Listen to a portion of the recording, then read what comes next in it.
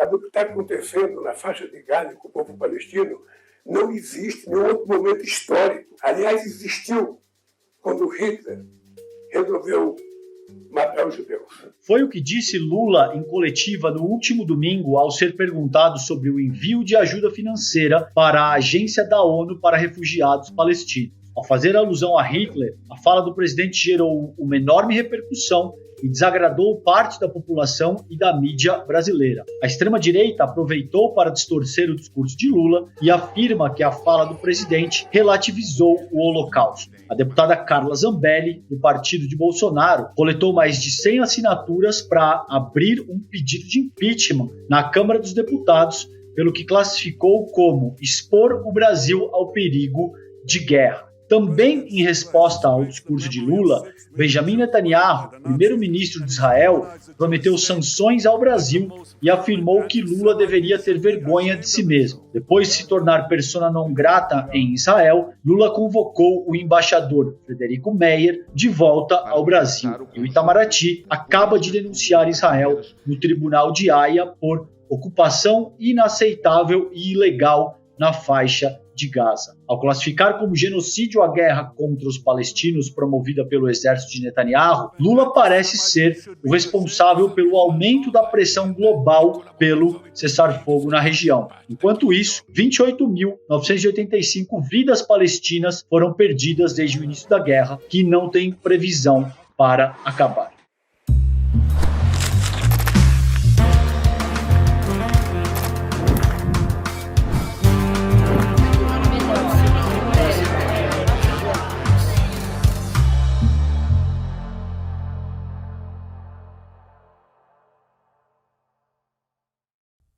Olá, seja muito bem-vinda, muito bem-vindo. Eu sou o César Calejon, hoje aqui com a missão de substituir a minha querida Gabi Varela. Esse é o seu videocast em detalhes. Aqui, vocês sabem, sempre a gente tem um convidado, nós vamos mergulhar e analisar a temática do dia. E a coisa hoje está polêmica.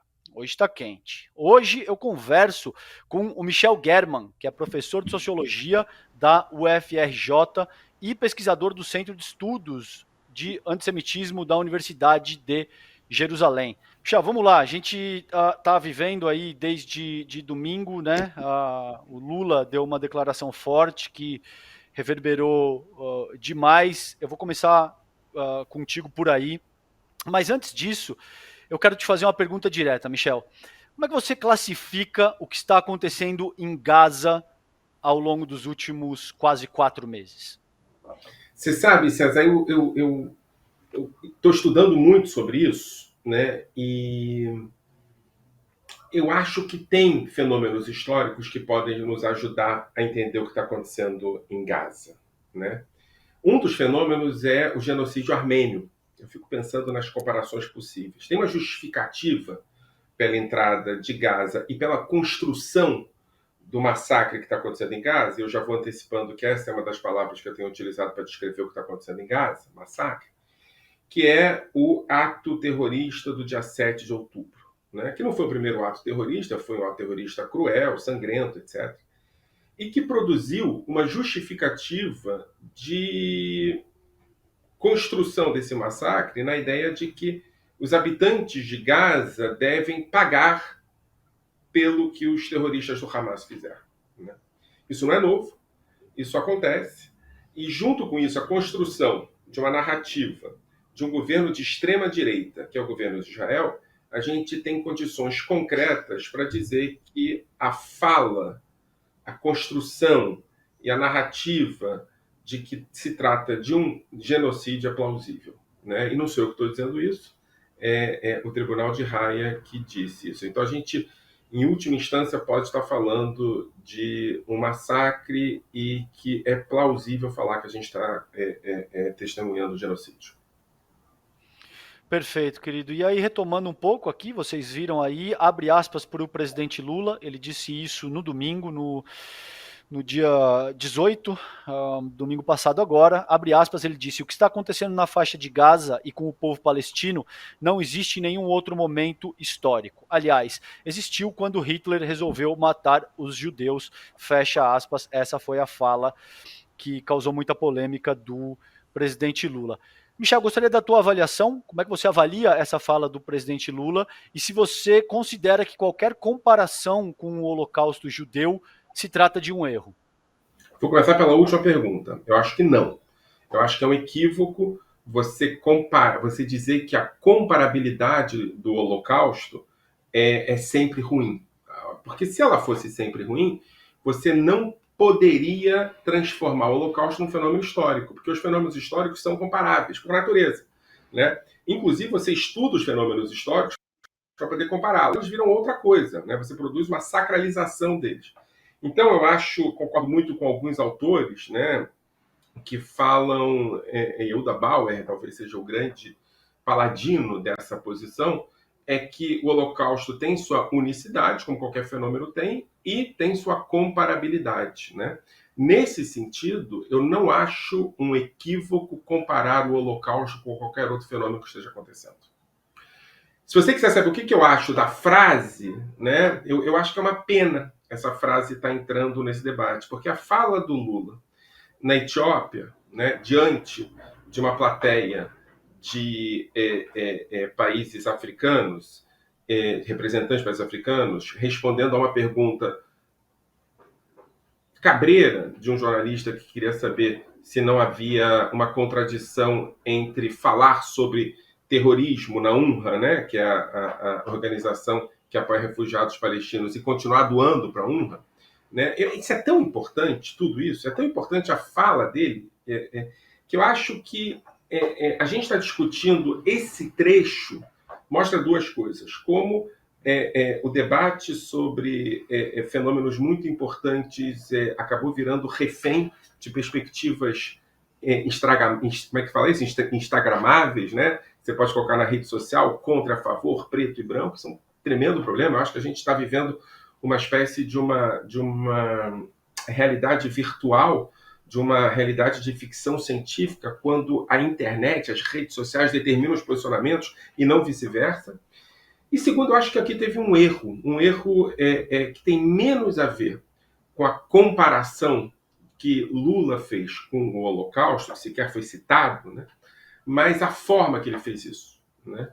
Quando ele fala, por exemplo, que Hitler decidiu matar os judeus, bom, eu não compararia o que está acontecendo em Gaza especificamente com o Holocausto. Eu não acho que o Holocausto é fenômeno de genocídio. Inclusive, eu sou dos historiadores que começa a questionar nomes próprios para genocídios. Eu acho que quando a gente trata genocídio por nome próprio, a gente acaba correndo o risco de falar que eles não são comparáveis, né?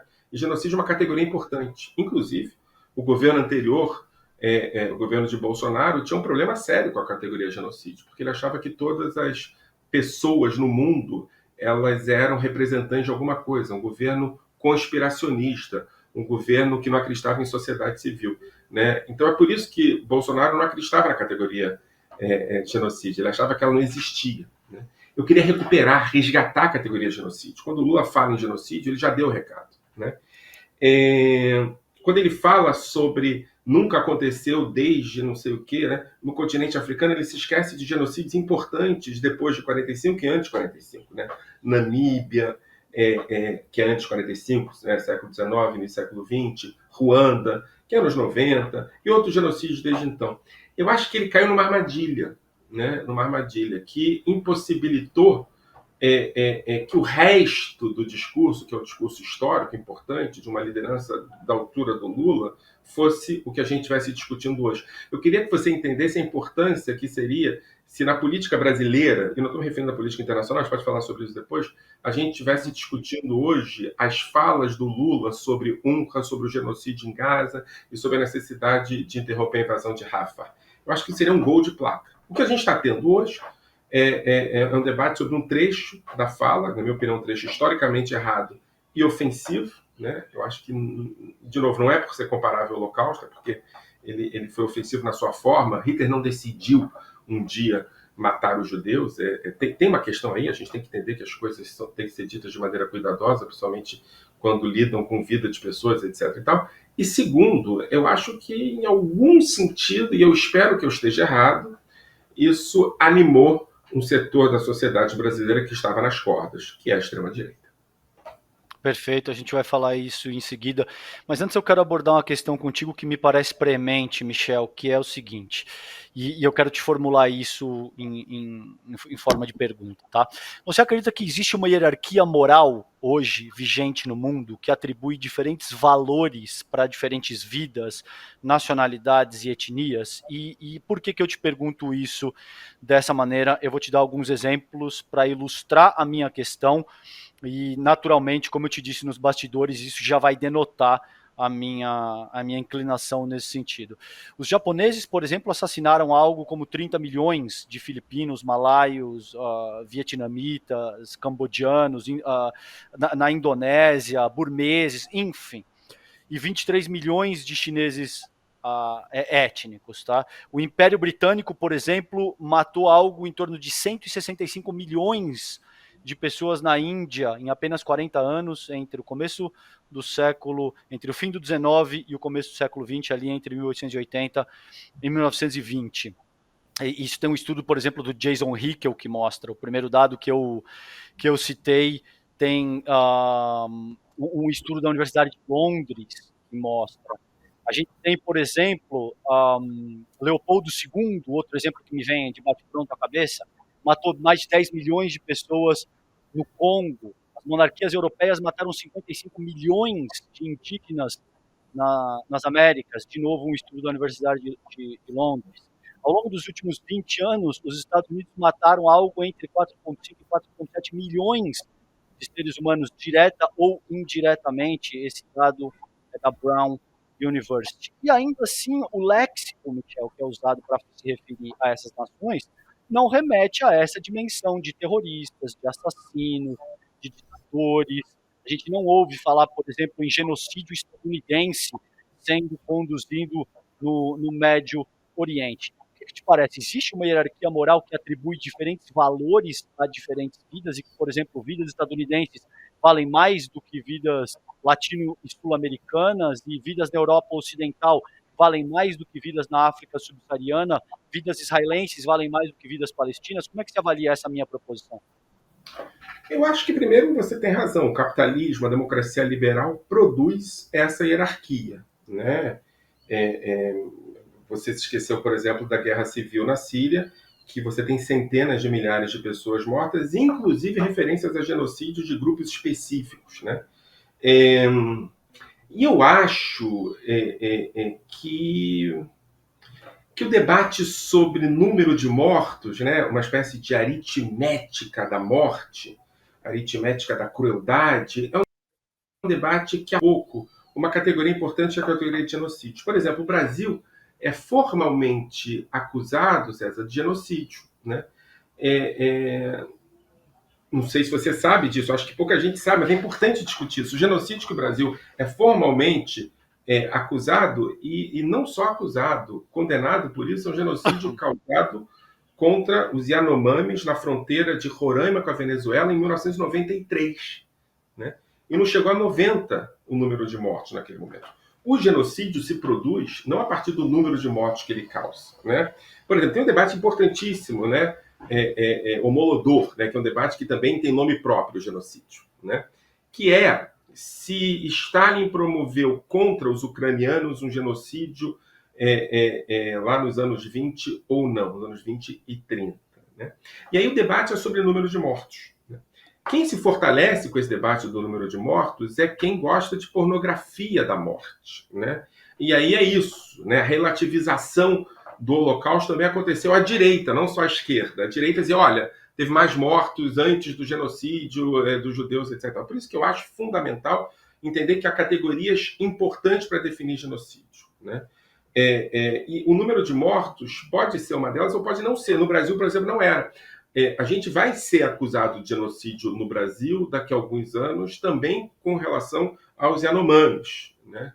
E o número de mortos Yanomamis não vai ser esses números pornográficos que você trouxe, mas também é genocídio. Né? O debate tem a ver com instrumentalização de casos da morte, com programas efetivos de mortos, né? Com discurso que justifica a morte ou a transformação de grupos específicos em mortos, né? E com projeto de destruição, né? E aí você pode utilizar Lemkin, lá em 1948, ou pode utilizar o Estatuto de Roma, né? Você pode utilizar, inclusive, os dois. Eu acho que é fundamental. Genocídio é uma categoria política, uma categoria histórica, uma categoria sociológica. E a gente vai entender se é genocídio ou não a partir dessas definições, né? Agora, é claro que o Holocausto, por uma série de questões, e nenhuma delas tem a ver com a origem dos mortos, né? Porque nunca tem a ver com a origem dos mortos. Eu acho que isso é muito importante. Porque um dos motivos que eu me oponho a chamar o Holocausto por Holocausto ou por Shoah, qualquer coisa que o valha, é porque isso determina que você esquece que quem produziu o Holocausto a partir de uma relação imaginada entre a morte e os mortos, né? A justificativa dessa morte nunca é real, né? A justificativa dos judeus terem sido mortos no nazismo tem a ver com o imaginário do nazista e não com o judeu, né? Mas o Holocausto produziu, e aí a gente pode discutir isso, eu acho que isso é um tremendo tema para discussão. Eu acho que uma das vantagens dessa fala do Lula ter sido polêmica é que a gente pode produzir uma reflexão sobre isso, né? O Holocausto produziu, por acontecer dentro da Europa e por utilizar métodos que aconteceram antes no sul da África, que é o caso da Namíbia, produziu uma reflexão sobre os limites a serem dados, né, por nações específicas a casos de violência. Então, a soberania territorial começou a ser relativizada se um grupo específico está produzindo morte contra outro grupo, né? E aí a soberania passa a ser menos importante que os direitos humanos. Eu acho que esse é um debate que nasceu com o Holocausto. Poderia ter nascido com a Namíbia, que talvez teria evitado o Holocausto. Mas por motivos que você já trouxe, pela hierarquia geográfica das pessoas, né, eu acho que nasceu com o Holocausto e produziu uma nova linha de raciocínio, uma nova linha de construção de imaginário. E a gente está vivendo hoje o colapso disso. A gente está vivendo hoje o fim da era do pós-guerra. A gente está vivendo hoje um momento em que essas noções do pós-guerra começam a perder sentido. Começa a perder sentido porque as leis do Holocausto não evitaram outros genocídios, principalmente a partir dos anos 90. Né? Os genocídios começam a surgir com muita frequência a partir dos anos 90, justamente com a ascensão e com a vitória do Ocidente na Guerra Fria, começa a se produzir uma série de genocídios, e esses genocídios eles não são evitados pelas leis do pós-Holocausto. E tem outro elemento importante também, não é? Israel foi fundado em 1948 também no bojo do pós-Holocausto, né? E já na década de 60 se transforma em uma potência ocupante. Então você tem uma potência ocupante que, na verdade, é produzida pelo pós-Holocausto. É tanta coisa para a gente discutir que eu acho que é um debate importante a ser feito. E eu lamento que a fala do Lula tenha sido uma fala descuidada, né? E ela foi errada por ser descuidada. Qualquer comparação era possível, né? Não sei se eu posso continuar falando, mas um pouco antes do Lula ser eleito, lá em 2021, 2019, eu comecei a notar que havia uma gramática nazista no bolsonarismo. Né? Uhum. E essa gramática nazista do bolsonarismo era produzida a partir de um idioma que às vezes a gente escutava, né? Eu me lembro de você falando na mídia com algumas pessoas e eu falava assim, cara, esse cara está usando, estou te usando como exemplo porque é verdade, tá? Em outro canal, que você sabe qual era, você estava conversando com alguém que estava utilizando um idioma nazista, mas você não estava sacando aquilo. E aquele cara estava se comunicando com as pessoas que estavam escutando ele falar e estavam escutando outra coisa que não você estava escutando, César. Né?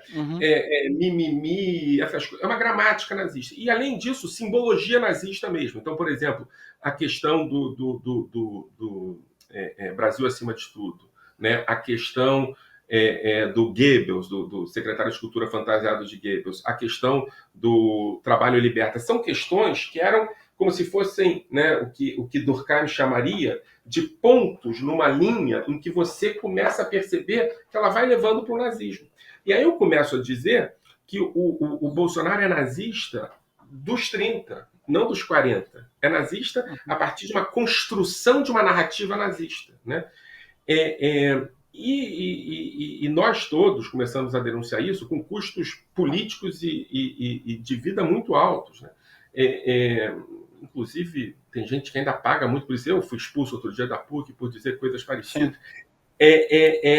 E quando Lula fala, de repente, o Hitler começa a decidir matar os judeus, ele esquece que ele venceu nas eleições alguém que reproduzia justamente o não de repente. Então tem erros aqui, né? E não tem nada a ver com a denúncia que Lula fez em relação ao que acontece em Gaza. Não tem nada a ver com a postura que Israel toma e que deve ser denunciada porque é um governo de extrema-direita com deputados que fazem parte desse governo que beiram o neonazismo também, igual Bolsonaro tinha essa relação. Não tem nada a ver com o fato de que essa extrema-direita brasileira se utiliza das referências israelenses. Não tem nada a ver com o que Lula está representando hoje no mundo. Tem a ver com um descuido, com uma falta de compreensão da importância de você não investir em negacionismo ou em potencial negacionismo. O Lula precisava entender, porque ele é quem ele é, que essa fala... eu não estou exigindo que Lula peça desculpas para Israel, que é coisa que vale. Esse governo de Israel, o que ele fez com o ministro Fred Maia, mostra que ele não está querendo fazer diplomacia, está querendo fazer guerra diplomática. Então, não é esse o debate. O debate é que teve gente que se sentiu profundamente incomodada, ofendida, e que tem uma dificuldade agora de manter a luta contra o genocídio em Gaza, o genocídio plausível de Gaza, por conta de uma fala descuidada do presidente. Perfeito, querido. Sobre a menção da fala na Jovem Pan, eu me dei conta, assim, de que existiam categorias nazifascistas ali. Eu cito isso no meu primeiro livro, Ascensão do Bolsonarismo no Brasil do século XXI, e eu organizo isso de uma forma direta, inclusive. Me parecia que sim, eu concordo contigo. Essas pessoas estavam se articulando de uma maneira francamente... Entendi outra coisa, né? Mimimi, não sei. De repente eu começo a entender que tem uma linguagem aí. Exato. E eu acabei pontuando isso no meu primeiro livro, inclusive. Eu quero apontar aqui, Michel, eu quero te ouvir, tá? Não estou dizendo que você concorde ou não concorde. Eu te disse isso nos bastidores. Você retuitou uma postagem do Ariel Palacios, que é um jornalista da Globo News, no qual o Palacios salienta 3 dimensões fundamentais para argumentar que o Holocausto judeu é algo incomparável.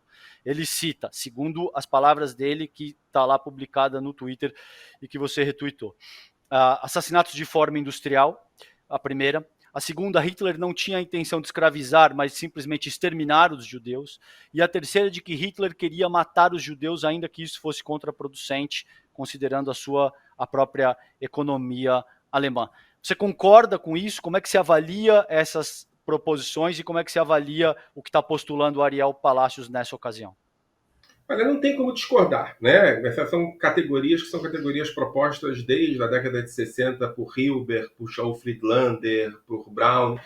Os grandes teóricos do nazismo, né, falam basicamente dessas 3 referências. Agora, essas 3 referências são referências que têm a ver com a última fase do nazismo, né, com a fase que Bauman vai chamar de uma relação entre funcionalismo e intencionalismo, ou seja, essa relação se constrói no processo, não havia uma intenção, mas havia uma função, essa função acabou produzindo a intenção. O nazismo ele tem outras formas potenciais de extermínio espacial, extermínio de desumanização, e tem outros grupos que são vítimas também na década de 30, pessoas com deficiência, homossexuais, comunistas, etc.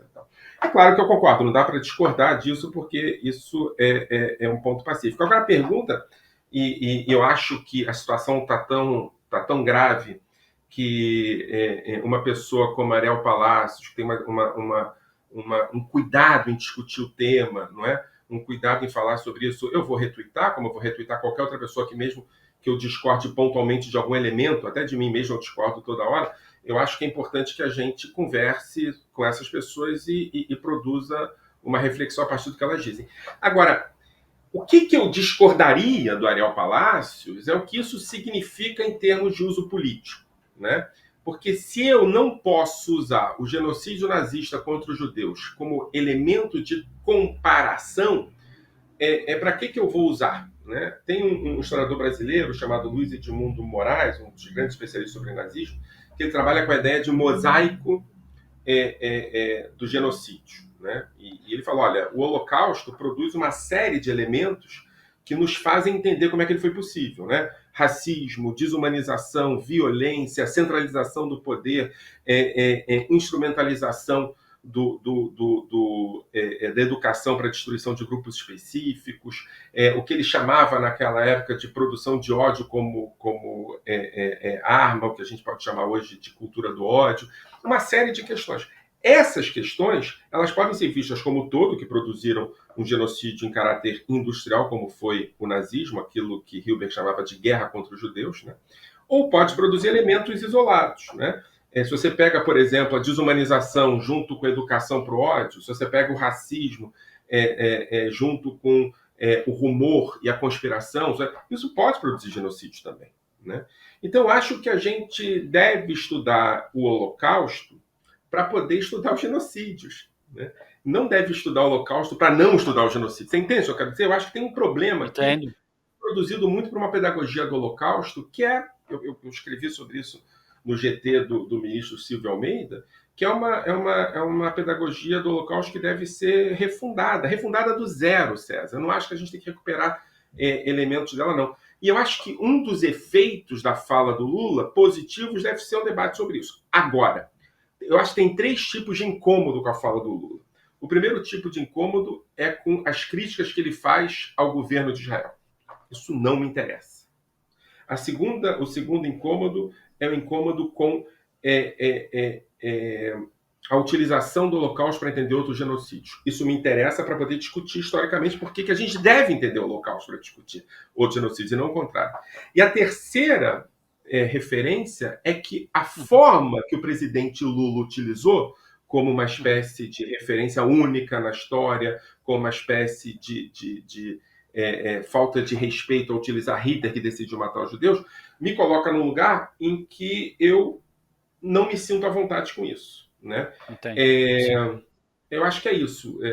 A gente tem que tomar cuidado também com essa coisa, porque eu não quero estar ao lado das pessoas que acham que a gente tem que censurar a fala do Lula por causa da crítica a Israel. E é por isso que eu acho fundamental que essa polarização, essa bipartismo entre tem razão e não tem razão, não dá conta de algumas questões fundamentais que estão dentro desse debate.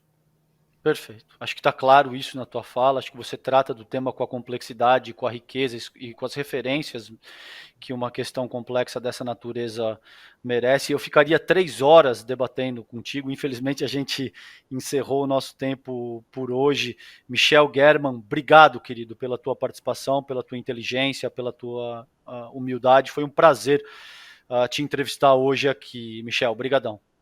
Abraço, contamos que na próxima vez a gente fale sobre paz, né? Exatamente. Do cessar-fogo em Gaza e a gente construir as possibilidades de um Estado palestino ao lado de Israel, vivendo em paz e prosperidade, e com o Lula sendo uma referência nessa negociação. Que assim seja. Obrigado, Michel. Um abraço grande. Um abraço, tchau. E galera, no domingo nós tivemos um encontro histórico aqui no ICL, viu? O Renato Freitas, o deputado Renato Freitas, nos ensinou muito sobre a luta da periferia no Brasil e a importância de fazer a voz da periferia ser ouvida. Para continuar essa conversa, a gente quer te convidar para fazer parte da nossa comunidade aqui no ICL. Então venha, se torne membro do ICL hoje e você vai poder conferir a nossa nova websérie exclusiva que a gente lançou no domingo sobre a luta do Renato Freitas, tá? Tá imperdível esse material, absolutamente imperdível. Além dessa super série original, quem faz parte do ICL também pode rever o encontro inesquecível do último domingo, estendido, com 20 minutinhos exclusivos ali só para vocês. Lembrando que todos os membros do ICL agora aproveitam um clube de benefícios com até 60% em lojas e serviços por todo o Brasil.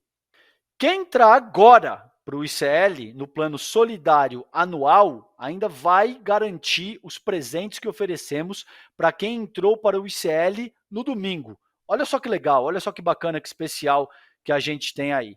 Livro Sobrevivendo no Inferno, dos Racionais MC. Uma das referências do próprio Renato Freitas e das periferias brasileiras de forma mais ampla. Um boné do Renato Freitas exclusivo e um pôster do Renato Freitas exclusivo também. 1.000 pessoas já se inscreveram, mas a gente quer chegar a 1.500 inscritos. Então, vem com a gente, não perca essa grande oportunidade e se torne membro do ICL. O videocast em detalhes fica por aqui. O próximo episódio, gente, vai ao ar às 10h30 da manhã, ao vivo no YouTube, por onde você acompanha toda a programação do ICL Notícias, sempre de segunda a sexta-feira, né? Vocês sabem. Você também pode acompanhar o Em Detalhes nas principais plataformas de áudio. O podcast fica disponível entre 6 e 7 horas da manhã. Para quem acompanha essa transmissão ao vivo no YouTube, você fica agora com o videocast Mercado e Investimento, com o André Campedelli e a Débora Maganha. Às 6 horas da noite tem o ICL Notícias, segunda edição. Um abraço, tchau, tchau, fiquem bem. Essa igreja foi construída por pessoas negras porque não podiam entrar naquela igreja. Crime, ultraje, violação. Sobre esse episódio que aconteceu na cidade de Curitiba. Esse Renato incomoda. Falar a verdade é indecoroso. Um ato pacífico que pedia justiça por violências cometidas contra pessoas negras. Como isso pode dar um processo de perseguição política? Pela justiça.